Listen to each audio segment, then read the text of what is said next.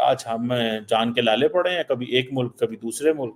میں دیکھ رہا تھا امبانی صاحب جو ہیں وہ افریقہ میں پیسہ لگا رہے ہیں. یہی انڈیا کے بلینئرز پاکستان میں پیسہ لگا رہے ہوتے ہیں، ان کو پتا ہوتا نیئرسٹ مارکیٹ ہے، فائدہ اٹھا سکتے ہیں. اب دیکھیں ہمارے ساتھ والے ملک کدھر چلے گئے، آپ تو ہندوستان کے ساتھ کمپیریزن کرتے بھی شرم نہیں کر سکتے. انڈیا کی کتنی ایکسپورٹ ہے آئی ٹی کی؟ $100 بلین کے آس پاس ہے زبیر صاحب. انڈیا $150 بلین سے امیجن $150 بلین صرف آئی ٹی کی ایکسپورٹ ہے. ہم پورے ملک میں $30 بلین ایکسپورٹ کر کے ہم بھنگڑے ڈال رہے ہوتے ہیں کہ وہ جی پوری ملک 30 بلین پہ پہنچ گئے. جی انہوں نے کہا کہ عمران خان نے مجھے فون کیا جب ابھینندن ان کے پاس تھا، میں نے فون نہیں اٹھایا اور عمران خان نے اس کو چھوڑ دیا. اگر وہ نہ چھوڑتے تو وہ قتل کی رات ہوتی. نے جب جانا ہوتا ہے نا ملک سے باہر، تو میں نے ویزا اپلائی کیا تھا. یہ جو ہماری داڑھی ہے نا، یہ جو میرے یہاں آپ کو نظر آ رہی ہے، یہ پہلے دین کی علامت تھی، اب یہ دہشت گردی کی پہچان ہے. آپ جسٹ امیجن کریں کہ پرائم منسٹر مودی یا ڈاکٹر جے شنکر یا امت شاہ صاحب یا راجناتھ سنگھ صاحب آئے روز کہتے ہیں ہم کشمیر لے لیں گے، کشمیر ہمارا ہے، گھس کے ماریں گے، یہ کریں گے، وہ کریں گے. ابھی ریسنٹلی بھی یہ الیکشن کمپین کے اندر بھی باتیں یہی ہو رہی ہیں کہ جی ہم کشمیر لے لیں گے. دیکھیں نا 1947 میں آپ آزاد ہوئے ہیں. انڈیا آپ 1951 میں کانسٹیٹیوشن بھی ہے آ جاتا ہے، الیکشن بھی ہو جاتے ہیں، وہ ایک ڈگر پہ چل پڑتے ہیں. وہ اپنی ڈیموکریسی کی کانسٹیٹیوشن کی رسپیکٹ کرتے ہیں، ہم نہیں رسپیکٹ کرتے. ہم نے اپنے کانسٹیٹیوشن کی پرواہ نہیں کی، نہ ہی کانسٹیٹیوشن بنایا.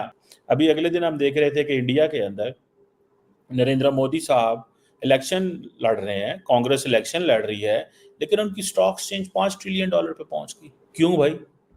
اٹ مینس کہ اتنی اسٹیبلٹی ہے ملک کے اندر کہ جو مرضی ہوتا ہے سٹاک مارکیٹ کو پتا ہے کہ ہمیں کیا کرنا ہے. ورنہ ہمارے یہاں الیکشن ہو پہلے ہی 4 مہینے پہلے ہی سٹاک مارکیٹ نیچے گر جاتی ہے. آج ہم جان کے لالے پڑے ہیں، کبھی ایک ملک کبھی دوسرے ملک. میں دیکھ رہا تھا امبانی صاحب جو ہیں وہ افریقہ میں پیسہ لگا رہے ہیں.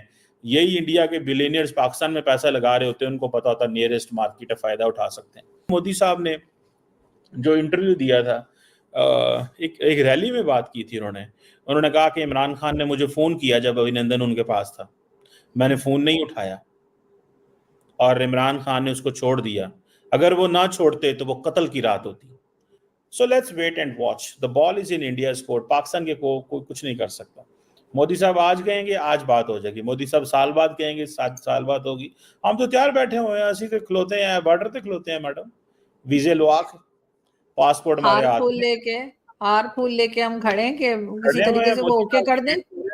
مودی صاحب جو ہے نا وہ لیٹس سی کیا ہوتا ہے. میڈم جو انڈین فلسفی ہے وہ that is alternate to the world.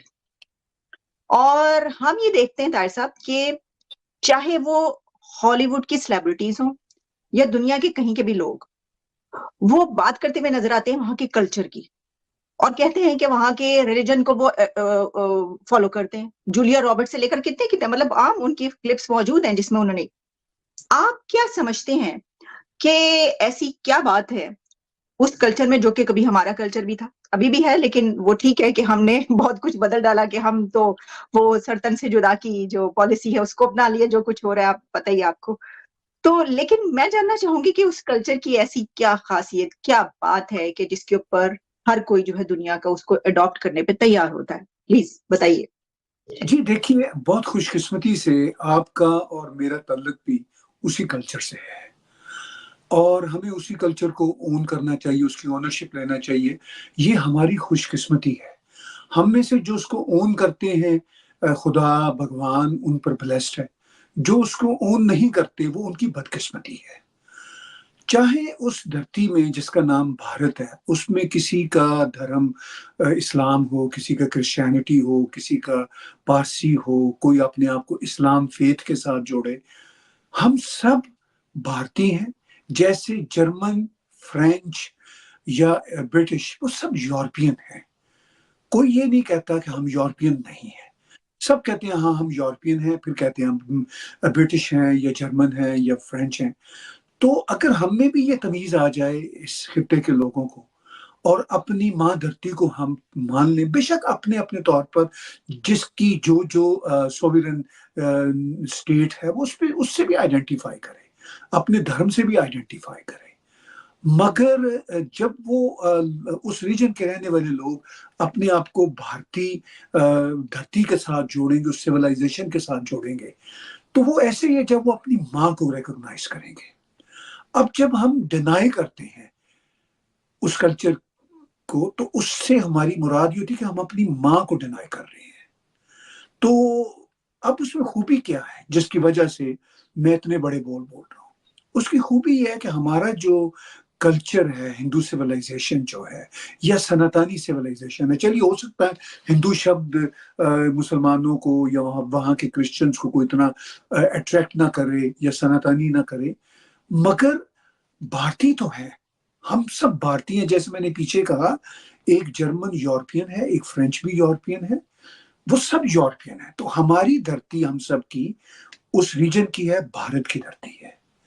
और जो हमारी सिविलाइजेशन में यूनिक बात ये है कि वो जमीन के साथ जुड़ी हुई सिविलाइजेशन है, यानी हमारे ऊपर आसमान से कोई इल्हाम नहीं आ रहा होता, कोई वही नहीं उतर रही होती। हम अपनी जमीन के साथ जुड़े हुए हैं। तो हमें कोई यूनिवर्सिटियों में, अगर हमारे पास यूनिवर्सिटियों के एमए पीएचडी की डिग्रियां ना भी हों, तो बड़ी सीधी सी बातें होती हैं। जैसे हमने हमारे एक विलेजर ने देखा कि जी दरख्तों पे फल लगे हुए हैं, और जिन दरख्तों पे ज्यादा फल लगे हुए हैं उनकी टहनियां झुकी होती हैं। तो ज्यादा फल वाले दरख्तों की जो शाखें हैं वो झुकी होती हैं। उसके लिए ना उसने आइंस्टाइन को पढ़ा होता है, ना उसने एरिस्टोटल को पढ़ा होता है, ना उसके पास कोई यूनिवर्सिटी की डिग्री होती है, मगर वो अपने अंदर डूबता है और मुशाहिदा करता है नेचर का, और उसके बाद एक रूल देता है। तो आपको और मुझे याद होगा कि हम जब कभी लाहौर रहते थे तो ऐसी ऐसी कहावतें बोलते थे। यही कहावत कि जी जो फलों से माला माल दरख्त होते हैं वो झुके होते हैं, यानी वो हम्बल होते हैं। तो ये हमने इल्म अपने मुशाहिदे से, अपने अंदर से लिया था। ये हमारी धरती की खूबी है। कोई सर ये ऐसा भी एक कहावत होती थी ना ताहिर साहब, एक ये भी कहावत हुआ करती थी ना, कि कहा करते थे कि बाअदब बानसीब, बेअदब बदनसीब, ये बोलते थे। बिल्कुल। अच्छा, ये देखिए फिर हमारा जो सनातनी कल्चर है या भारतीय कल्चर जो है वो मिक्स हुआ था उस वक्त के पर्शियन कल्चर के साथ। देखिए इस्लाम तो वहां पे कोई मतलब 1200-1300 साल पहले आया। इस्लाम की अपनी टोटल जो हिस्ट्री है वो 1400-1500 साल की है, ठीक है, मगर वो धरती हजारों साल से है। आप कश्मीर को देख लीजिए, कश्मीर में इस्लाम, सूफी वूफी जो भी थे वो 600-700 पहले आए थे, बहुत सारे कन्वर्ट हुए थे। मगर कश्मीर का जो कल्चर था वो भारतीय, हिंदुस्तानी, हिंदू या सिंधु देश का कल्चर था। पाकिस्तान के अंदर जो फाइनेंशियल क्राइसिस चल रहा है उसको मद्देनजर रखते हुए देखा जाए तो पाकिस्तान को बहुत ही ज़्यादा नीड है एफडीआई की और बाहर से इन्वेस्टमेंट की, लेकिन पाकिस्तान के अंदर लॉ एंड ऑर्डर की सिचुएशन दुनिया में लगभग सबसे ख़राब है और इसी वजह से पाकिस्तान का पासपोर्ट भी नीचे से चौथे नंबर पर आता है और ऐसे देश में कोई भी इन्वेस्टमेंट करना पसंद नहीं करता, क्योंकि इन्वेस्टमेंट में जहां रिटर्न ऑन इन्वेस्टमेंट मिलता है वहीं पर बिजनेसमैन और बड़े इंस्टीट्यूशंस इन्वेस्ट करते हैं।